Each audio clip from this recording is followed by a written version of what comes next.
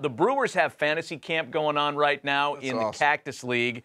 A lot of teams have their fantasy camps going on. We talked to some guys from the Pods fantasy camp earlier. High. Padres brought it. Bars high. Grant brought it. But Jeff Cirillo had a big career with the Brewers, a couple of all-star appearances in a 15-year big league career, and Jeff is at Brewers Fantasy Camp. Clearly, are the Angels okay with this? You scout with the Angels. Have they signed off on you being there, Rillo?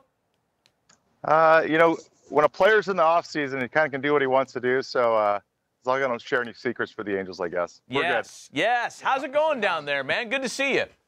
It's good. It's good to get some sunshine and get out of the Northwest. It's been a little gray up there, and it's always fun to come back here and see the old coaches and the old players that are here and get to work with some of these older guys. Jeff, you had some great years in Milwaukee, man.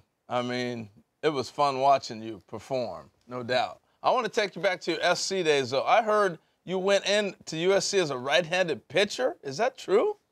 That's right. Yeah, 4-year pitcher at USC, and it's weird. You know, I think it really helped me on when I was a player.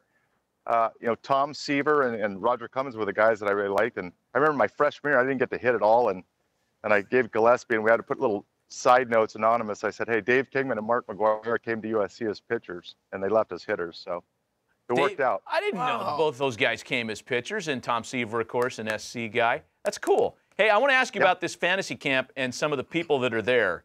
I've got a list of the coaches, and there's a bunch of campers, of course, and they really take care of the campers at this thing. It's a very cool fantasy camp as they go. Gantner is there? Yeah, Gumby's here. Jim Gantner.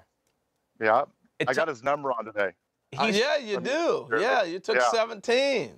Right, that was my number and all the way through. And when I first got to the Brewers, I said I thought it was it wasn't not retired, and they said, oh no, this is retired by Gumby. He's like a coach. The only reason it's not retired because he shows up for once in a while. He shows up for a practice, and so he keeps his number retired. He officially retired it.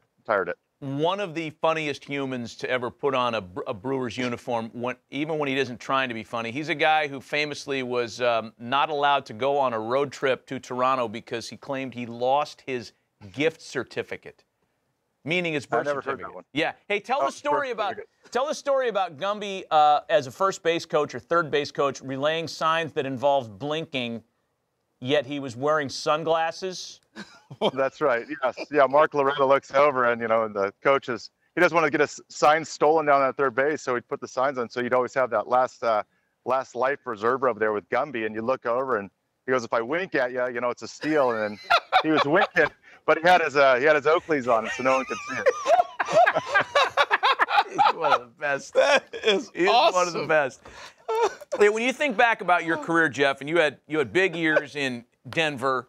You had good years in Seattle, but it started with the Brewers. I mean, if you had to pick one uniform right now, which one would it be? It would have to be the Brewers. I mean, any ex-player will tell you, Harold will tell you that you're never treated as good as that first team. They bring you up from diapers and kind of develop you, and you don't know what you don't know. And the Brewers have always been my team as far as getting taken care of. Greg Vaughn is there at the fantasy camp, and I think Vaughn had moved on to San Diego. Did you guys play together for a little while in Milwaukee? Oh yeah, he took care of me. He was the best. Okay. As far as the role models and paying it forward. And Greg Vaughn was great for the rookies, and he's actually my assistant coach, or we're pseudo coaches, and our name's the Sweet G's. So that's our name. The Sweet G's. Yeah. Hey, Sweet G's. Is his son still playing? I know he played minor league ball for a while.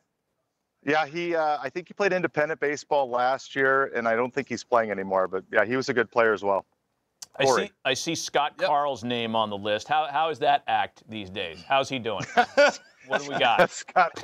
Scotty Carl, he's very analytically, and he's very organized with the players. I mean, you definitely, if you want to get your stats right, Scotty Carl is the guy you want as coaching you. Yeah, for sure. Now, are you bringing the analytics to the fantasy league as well down there? Well, there's a lot of guys that kind of tilt their shoulders back to create that launch angle right away. But I don't know if the 20-degree launch angle works for many of these guys. I know that they want to hit the ball in the air because they don't want to run anymore. I can tell you that. Is everybody there as a camper? Are they all cheesers? Are they all from Milwaukee, or are there just some local guys that just want to come out there and play?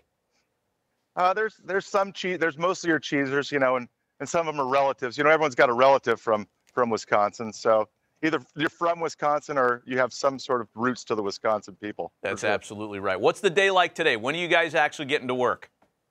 Oh, this is the big day. This is 1 day away from the championship. So yesterday was kind of the dog days, and now that the calendar's flipped to September, so there's a little light at the end of the tunnel. And tomorrow's the championship, and so these guys take it seriously. They really do. And there's always various degrees of talent, but at this point, they're kind of just going on sheer will and guts at this point.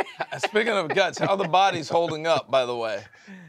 Oh, what do we got? We got a guy that's leaking oil in his elbow. Definitely bleeding. I think he's got a little slight tear in the flexor tendon. We got a guy that took a ball to the eye. Didn't have any glasses out here in left field. Took a ball to the eye in his right eye. Sat down a couple innings, and then he proceeded to collide into the center fielder 3 innings later. Hurt his other eye. Oh man, it sounds like the trainers are on call. Get that MASH unit ready. Hey, yeah, Johnny Adams is out there. John Adams, yes. Hey, are you guys doing the Hofflings before the games or not? No Hofflings, just a little active stretch. Just get the body loose, and just hopefully we'll just put some Band-Aids on them and some popsicle sticks and roll it out there. Excellent, man. Hey, good seeing you, Jeff. Thanks for taking a little time with us. Tell Rosowitz we can't wait to get that video of him destroying Gorman. He's holding the camera right now. Rossi says hi for sure. See you, Matty V. See you, buddy. Right on.